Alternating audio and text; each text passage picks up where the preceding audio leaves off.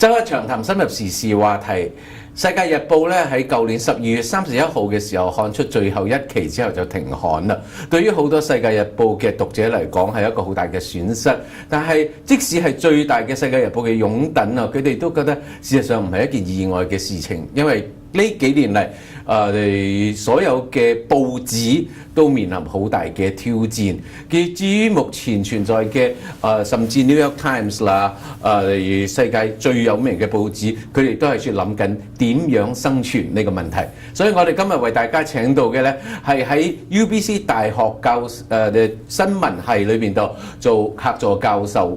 但係同時咧，佢本身亦都係個媒體人，佢係以前永固新嘅執行編輯，亦都係目前嚟講 Business in Vancouver 嘅業務發展部嘅經理。佢對於傳媒無論係喺報紙或者喺其他嘅媒體嘅媒介嘅方面咧，都有好大嘅經驗。所以我哋今日為大家請到嘅係 Kirk LaPointe。As I said, World Journal in the very beginning, World Journal has one of the most important the Chinese newspapers has ceased to publish. Yes. But 太陽報 at the Vancouver Sun has also they stopped publishing. Yes. So from a very senior newspaper and also now in the new media, even on radio, you're a radio host now. So what is your explanation of how newspapers are facing this kind of quite tragic destiny? There isn't an audience problem for newspapers. Readership is still extremely high. There's a bit of an advertising problem.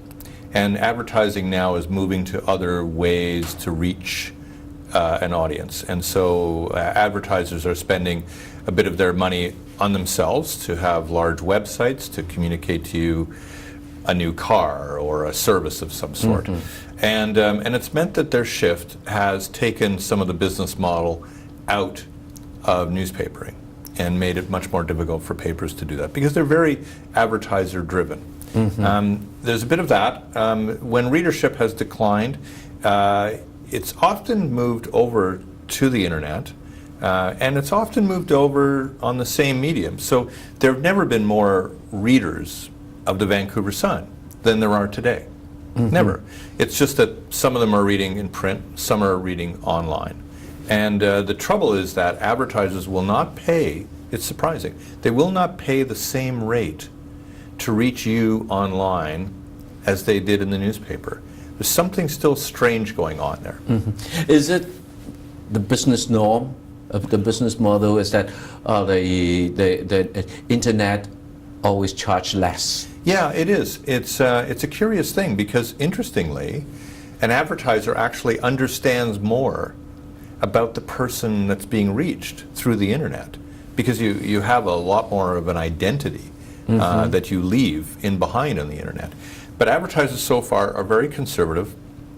They recognize that print advertising and broadcasting advertising has worked for them in the past, and they're still a little guarded, a little conservative about the value of internet advertising. So maybe over time you're going to see these rates increase per person. Mm-hmm. But for the time being, they like the idea that with a broadcast you're watching a television channel, you don't have any real choice, you're not going to leave.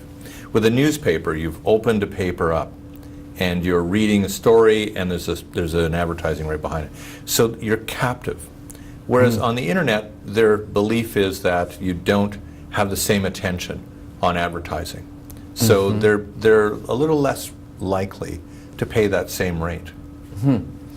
But as you said, reading a newspaper, you're captive there. You actually, when you're reading the article, actually that image keeps flashing on your face. That's so right. So the value is actually very high. Yeah, and the relationship that you have with it and the familiarity you have with that form mm-hmm.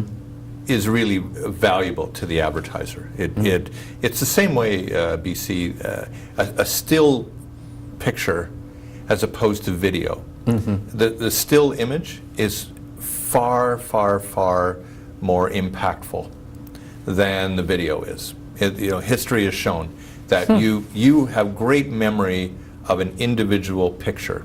You have less memory about a video.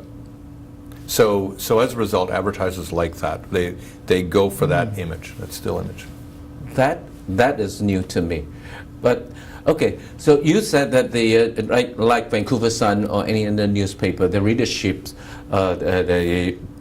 the subscriber is the same, but is the demographic changed? Yeah, it has. I mean, their subscription level at the Vancouver Sun has dropped considerably, but the readership is still out there. It's out there. It's combined.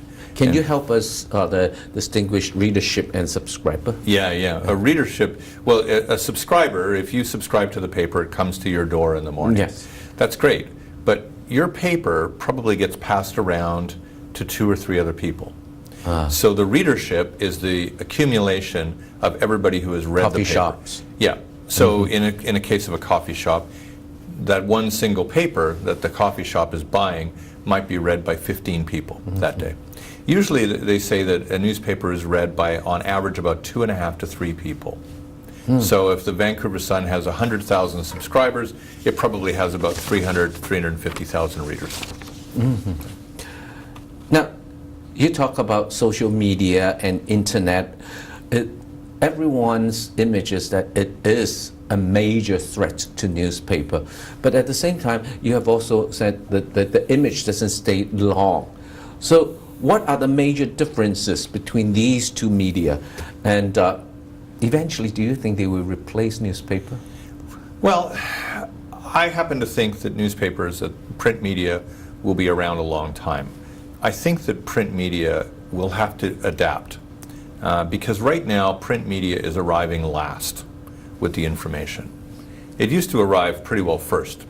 The only thing that would beat a newspaper to your door with the information in the morning was your clock radio as you were listening to the newscast when you were waking up.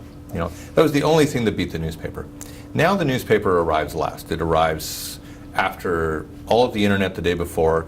Usually, because it's been on the internet, television and radio have then Morning news. revealed the story for you, so that by the time you get to your paper is the oldest thing. So newspapers are going to have to adapt. I think they're going to have to explain issues better, provide more context, provide some commentary. So they'll have to adapt. I don't think that social media will entirely replace the newspaper, but what social media and what the internet is obviously doing is that they're taking over that initial role that papers used to have, which was revealing information. They're obviously the first ones now. And the difference that I think is very important too is that social media and the internet provide an opportunity for news organizations to have a new degree of engagement with an audience, where a newspaper didn't. So reporters now are able to talk to the people who are reading their stories all the time, go back and forth with them in forums or online with comments and those kinds of things. Yep, and engage in Twitter, engage in Facebook, engage in Instagram, engage in any number of ways now that I think will build loyalty for that brand. And I think all that news organizations have to do in the time ahead is manage this transition, right? A couple of really, there's some very, very, I think, daring experiments that are taking place right now. In Montreal, La Presse, which is the largest French language newspaper, has decided that to move to the tablet. So it has changed entirely the way that its news organization expresses itself, and it's gone to basically the iPad, and its iPad edition eventually gained more subscribers, even though it was free, more subscribers than the newspaper had. So they decided to eliminate the newspaper. They're only publishing once a week now on Saturdays. The Toronto Star, the largest newspaper in Canada, is now very much working into this experiment as well. It's invested heavily in a tablet, and it hopes that over time as well, that it will build up a subscriber base that will permit it maybe one day to get rid of its paper. The reason being that newspaper production is extremely expensive. You've got not only a factory, a big printing plant that requires that you have a huge amount of newsprint and ink and lots papers. of the paper and lots of people to produce this. Then you've got trucks that deliver the paper to depots. Then you've got carriers. Then you've got even stores where you have to provide incentives to put the paper toward the front. If you can get rid of all of those costs and just simply move down to a smaller business, you might be more profitable. So that can offset the lower rate of the advertisement income. Advertising, you become a smaller business, but perhaps a more sustainable and profitable one, because you've shed what we call legacy costs. You still have your journalists, you still have advertising salespeople, you still have designers, you still have, you still do the things that newspapers have traditionally done best, which is present content, make it speedy, and provide some depth. But you're doing it without having all of the other trappings of that. And that's where I think a lot of experimentation is going to take place over the next 2, 3, 4 years. And it's going to determine, I think, if a lot of newspapers stay publishing every day, or if they move entirely to a digital format. Thank you, Kirk. Let's take a break and we'll come back to talk about how we can still keep the in-depth content in social media or internet. 我哋休息一陣，一陣間再翻嚟同 Kirk LaPointe 傾下，到底報紙點樣喺新嘅環境裏邊繼續生存。